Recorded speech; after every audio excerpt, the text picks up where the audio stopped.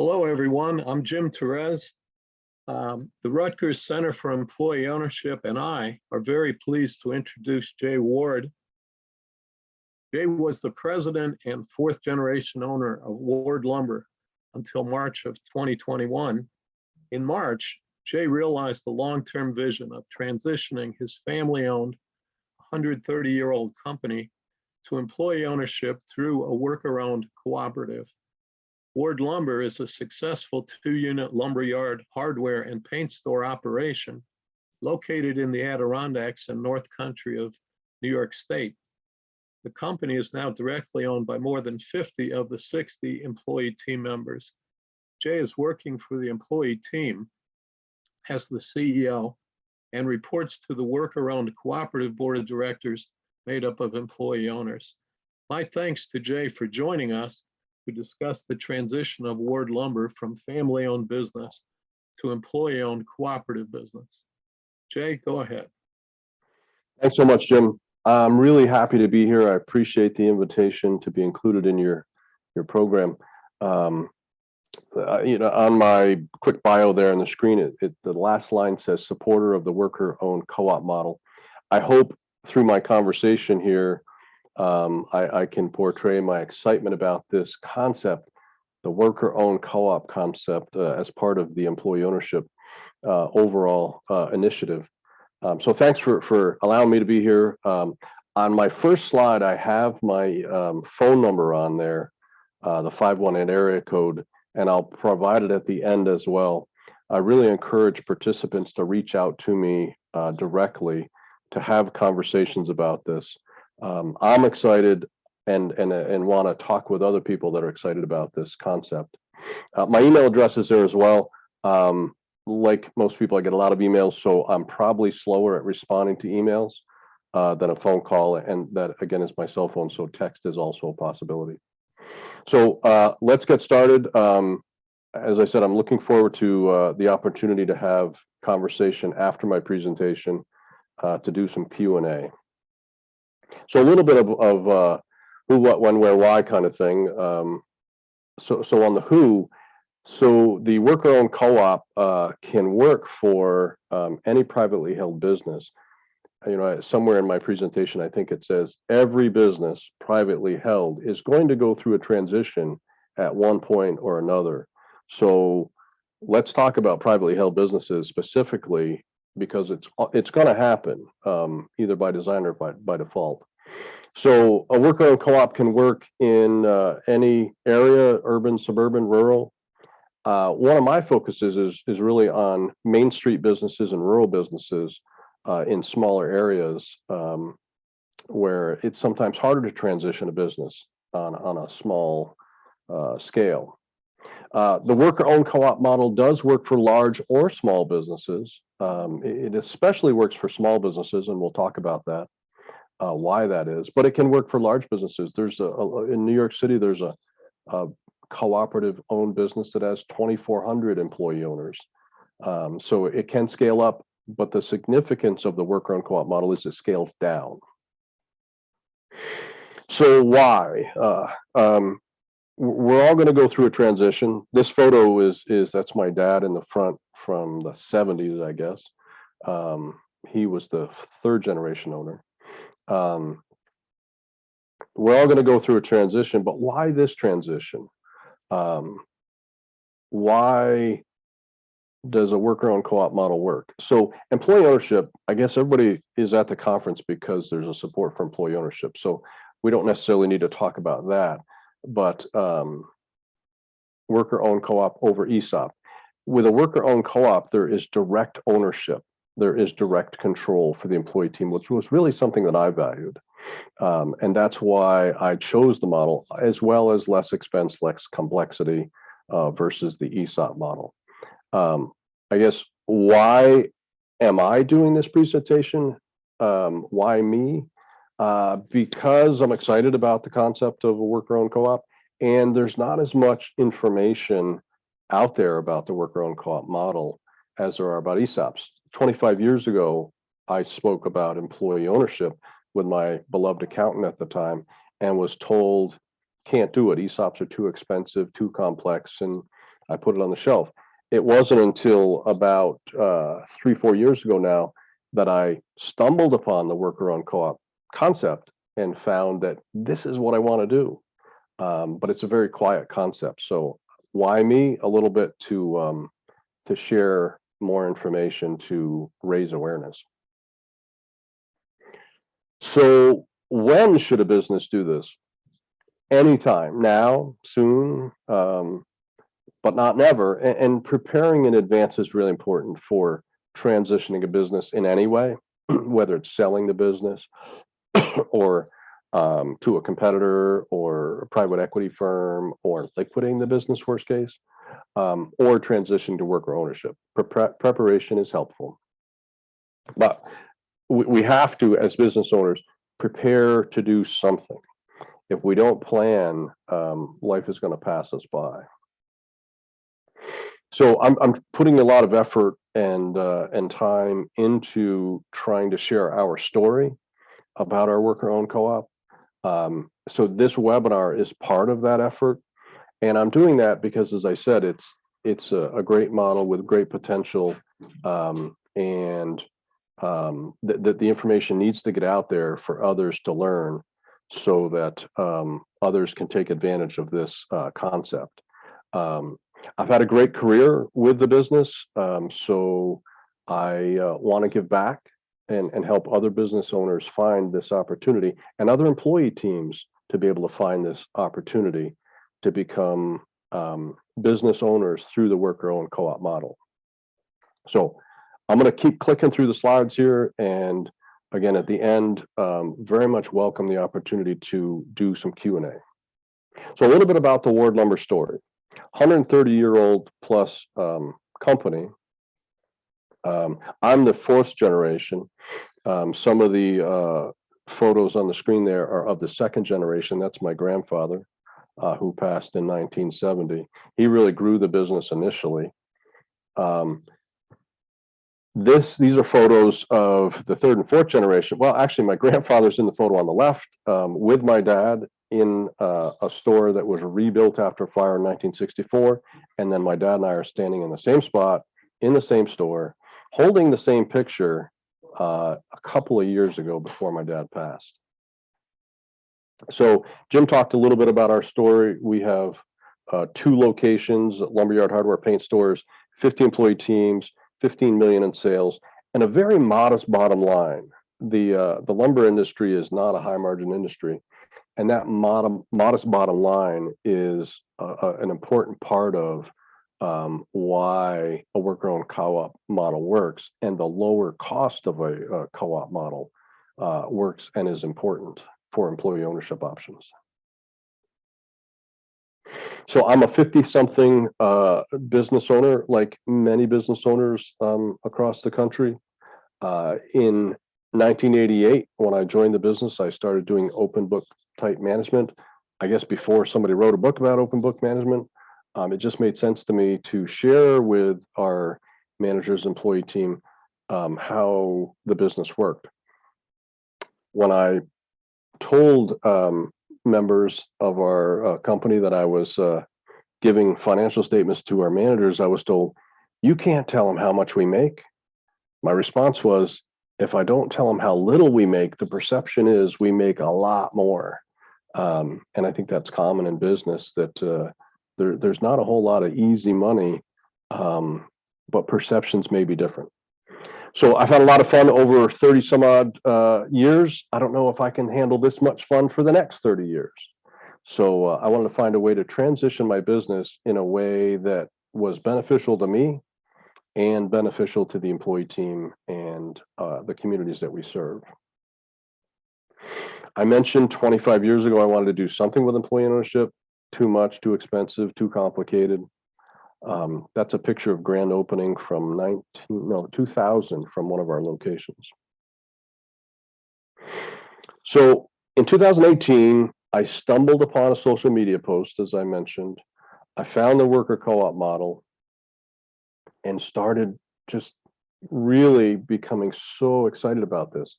By 2 in the morning that first night, I was pretty convinced that this concept had legs.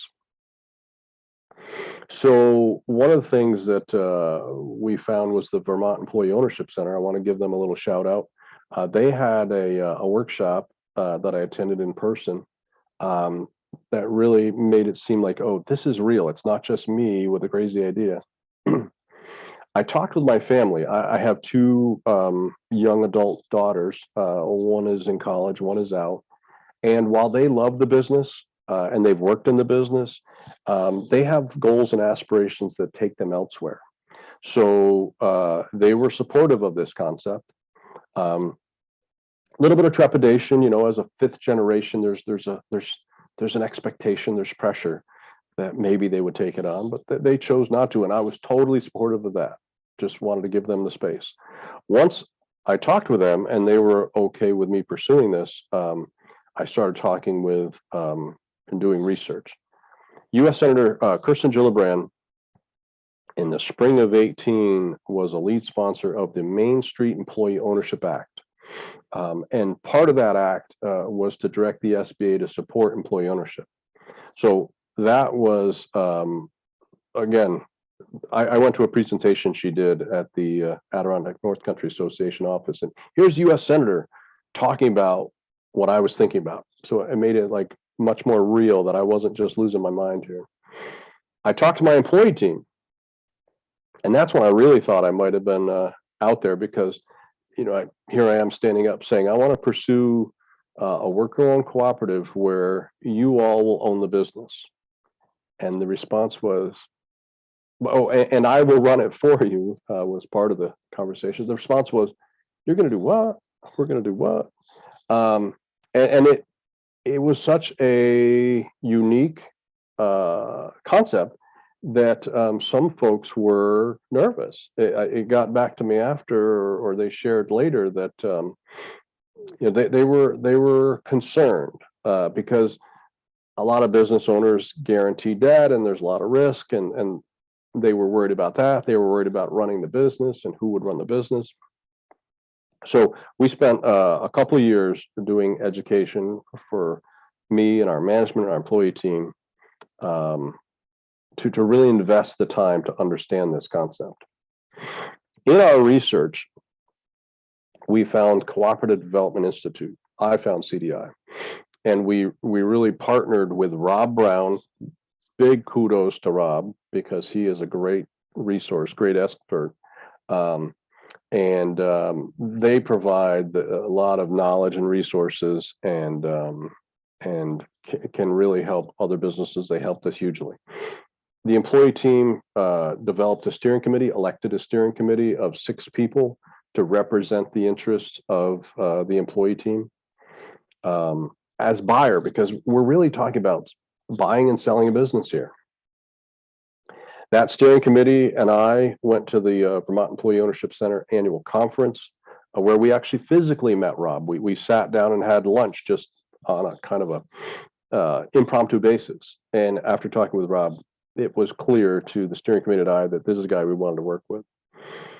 Rob helped us meet Cooperative Fund of New England, a mission-based lender who specializes in employee ownership and understands that a worker-owned co-op owners don't do personal guarantees, and the lending community, much of the commercial lending community, requires guarantees in many ways. That's different for a worker-owned co-op, and CFNE is supportive of that. So once we got all that organized and had our ducks in a row a bit more, then we did some formal presentations with our employee team and spouses. We did evening meetings and invited in everybody to hear a presentation from Rob and I and others, and be able to ask questions and share information. Then, or about the same time, Small Business Development Center, part of the SBA, helped us write a grant for the New York State Economic Development, Empire State Development Program. We ended up receiving a $250,000 grant from ESD that was really based on the work of SBDC, helping us develop that grant application. So fast forward to March of 2021, almost a year to the day. It was, I think, a year and 1 day after the pandemic started. I count March 16th, 2020 as the start of the pandemic, or our response to it. March 17th, 2021, we completed our transition to a 100% worker-owned co-op. Now, it doesn't have to be this way, but in my case, I chose to stay on as the CEO.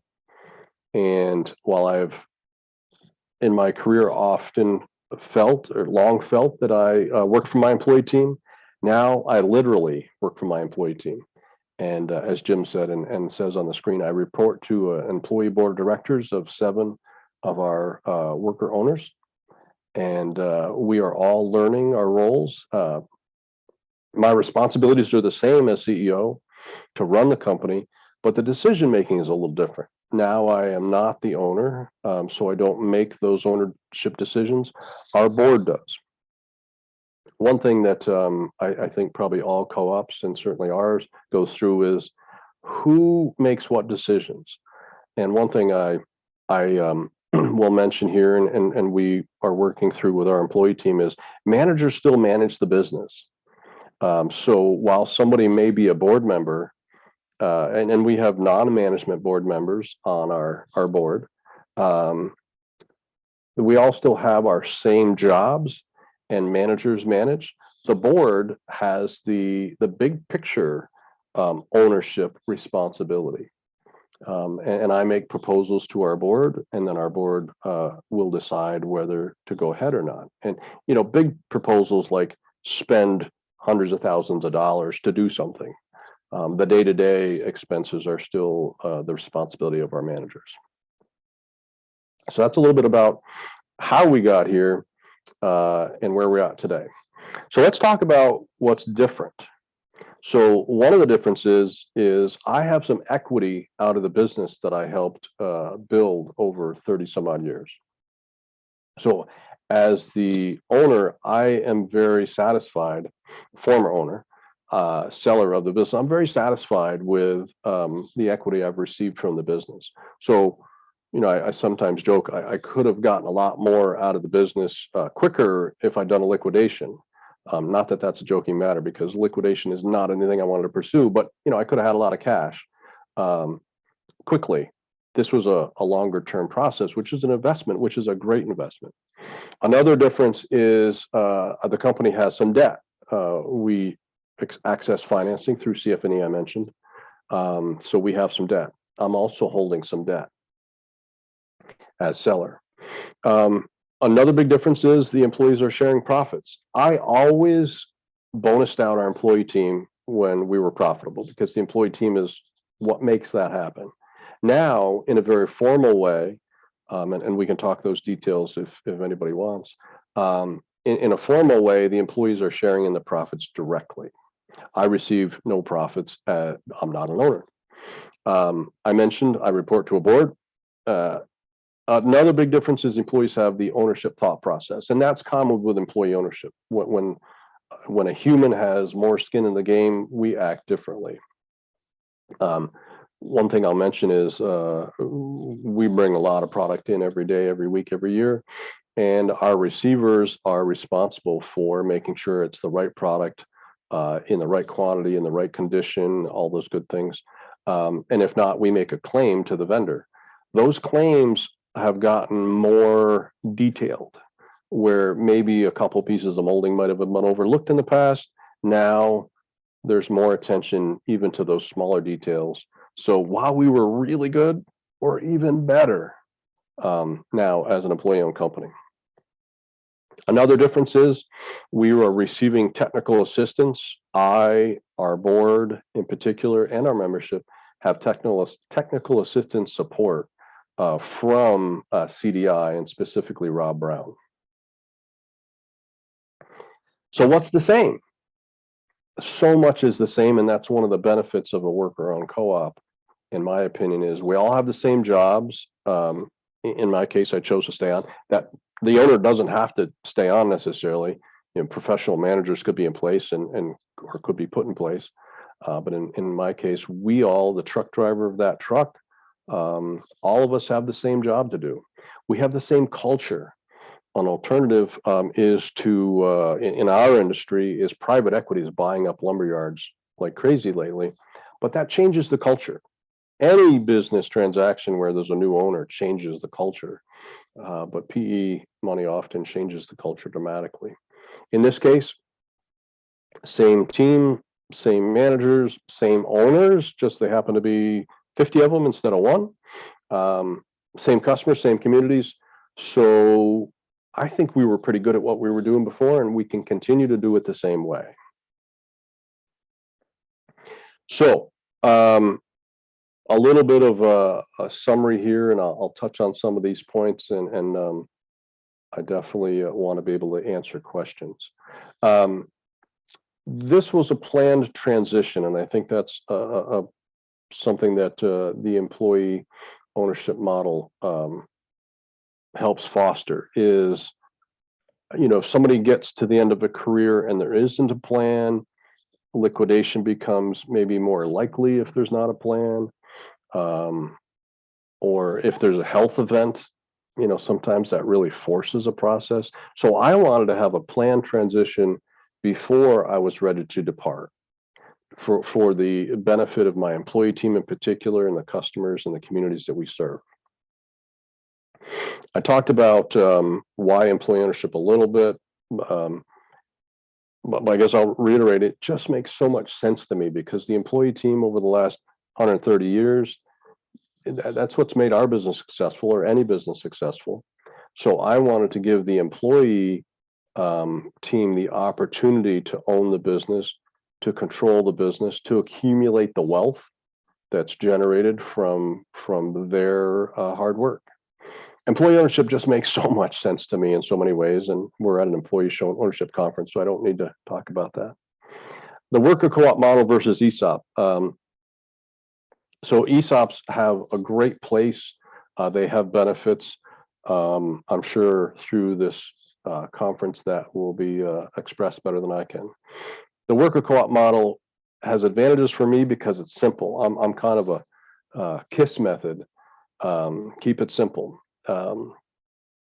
So that it's easier to manage, it's less expensive. The ESOP model has expenses in valuations and trustees potentially, and all those kind of things. So there's a lot more expense. The worker co-op model is very simple. We had an evaluation done to establish the value of the business, but that potentially might not even be needed, because this is a business transaction. A willing seller and a willing buyer. Just happens to be that the buyer are a bunch of people and happen to be employees. But like any transition, evaluation can be done or not, but we had one done, but we don't have to have evaluation every year. The ongoing cost of administering a worker co-op is very simple compared to an ESOP. With an ESOP, ERISA is part of the process. And when you mention ERISA, costs go up. A worker-owned co-op is regulated by, in our case, the state of New York and other states, but it's a lot less complicated, so less expensive. Keep it simple. Direct employee ownership.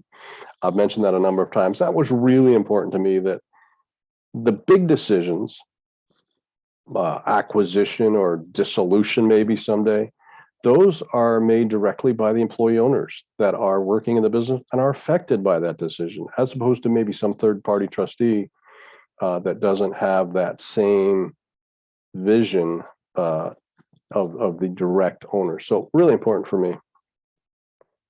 1042 exchange benefit. 1042 exchange, I'm not a tax guy, but a 1042 exchange allows a business owner to sell the business and minimize or remove the tax liability. And we can talk about floating rate notes, which is a concept that I was able to learn about to provide some flexibility. There's experts out there. I can share their contact info. But 1042 exchange is a nice way to benefit the employee team with worker ownership and avoid a lot of taxation. Legacy. There's no monetary value to legacy, but as a human who has worked very hard in this business, legacy is of value to me. As a fourth generation owner, I didn't want to be the owner that ended Ward Lumber, for one thing. I also wanted Ward Lumber to have continue to have a place in the community that was positive and beneficial. So, employee ownership, great legacy. Empowering the 99%. I have a perception that the 1% runs too much to this world. So this is my little pushback to give the 99% an opportunity to control their destiny and share in the wealth of created and earned by this business. Lastly, this is not a reason to do employee ownership or a worker-owned co-op, but I will tell you the publicity has been wild. Opportunities like this have come along to share, but the publicity in our local community, in our industry, trade publications, has been great, and there's a value to that. It's hard to put a dollar amount to it, but there's value to publicity in one's market with one's customers. Anecdotally, I will share that a number of my team have said, "Yeah, so and so called and said we're going to buy that treated deck from you because you're now employee owned," or "I'm going to build my house with you because you're a worker owned cooperative." So that publicity, hard to quantify, but there's certainly some value to it. So those are some of the reasons and my thoughts about employee ownership. This is an interesting little grid that I stole from somebody. Project Equity. It was part of a co-presenter's presentation a couple months ago, and I asked for permission to use it. Family-owned businesses can sell to family members. They can be sell to a competitor or somehow be acquired. Worker ownership is the one we're talking about, and then liquidation or closing down operations is another common fate of privately held businesses often. So you can see where the boxes are checked. Selling to family preserves legacy. I had the opportunity to take on the business from my parents and family members before me. So selling to a future generation does have a legacy. Does one get market value out of it and tax benefits and retain employees? Hopefully some of those things happen with family transition. Not always. Acquisition or selling to a competitor of private equity, not great for legacy. Market value, hopefully, but unknown. Employee retention becomes a challenge when cultures change. I have a friend in our lumber industry who went to work for a family business that was then acquired by a large roll-up in our industry. And the culture changed, and he wants to come work at Ward Lumber, even prior to our worker ownership. I'll jump to the last one, liquidation. There is no legacy. Does market value get realized? Potentially not. It's usually all cash, and then there's a lot of taxes to be paid. And then one of the big ones for me is there's no retention employees. Everybody loses their job. So the worker-owned co-op model checks all the boxes for many of the reasons I've discussed. So I think there's so much potential there. And a lot of my effort to talk about worker-owned co-ops is really about retaining jobs, retaining our Main Street businesses. Look at most main streets, at least all the main streets I know of, and there's more empty storefronts than there used to be. So retaining those businesses in our small towns and rural communities and main streets is really important to the fabric of our communities. So I know how to run lumber yards and hardware stores and paint stores really well. Did I know how to develop employee co-op? Absolutely not. So one of the things, the message I want to get out is that there are resources out there, and I speak to business owners directly a lot. And those resources that I end up finding are really important for a business owner to own, because it's the fear of the unknown. I know how to run my day to day, but I don't know anything about doing a co-op, and I was in that boat. Rob Brown at CDI, Cooperative Developer, is really the best resource that I found. And while he works generally in New England, he has helped develop other co-op development entities around the country. I have referred a lot of people to him from outside of the New York, New England area. He has talked with them, and he can help folks, as I understand. So I'm funneling inquiries to him, and then he can move them on if needed. So that's the first resource. Cooperative Fund of New England, Lane or Joe at CFNE has been a great resource.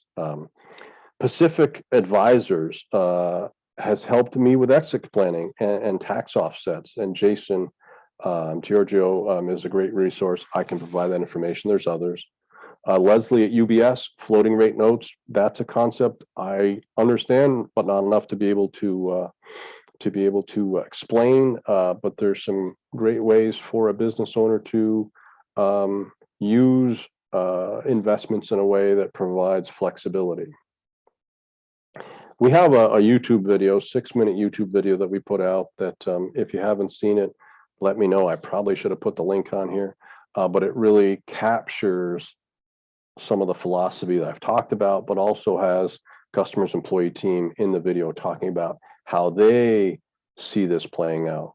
One of the things I did when I started talking to our employee team was I started talking about the concept, started talking with key customers and key vendors about this concept to get their read on it, but to also let them know what was going on so that the the rumor mill didn't work its magic, and to just keep folks in tune. So when we were ready to do this video, we had a lot of people very willing and interested, customers in particular, willing and interested to participate and talk about how they felt it was a great opportunity. So I guess look up Ward Lumber YouTube channel if there isn't another way to get you that link, and you'll find a video about our co-op transition. We did a board cutting ceremony back in June. Senator Kirsten Gillibrand is with me there in the top right photo.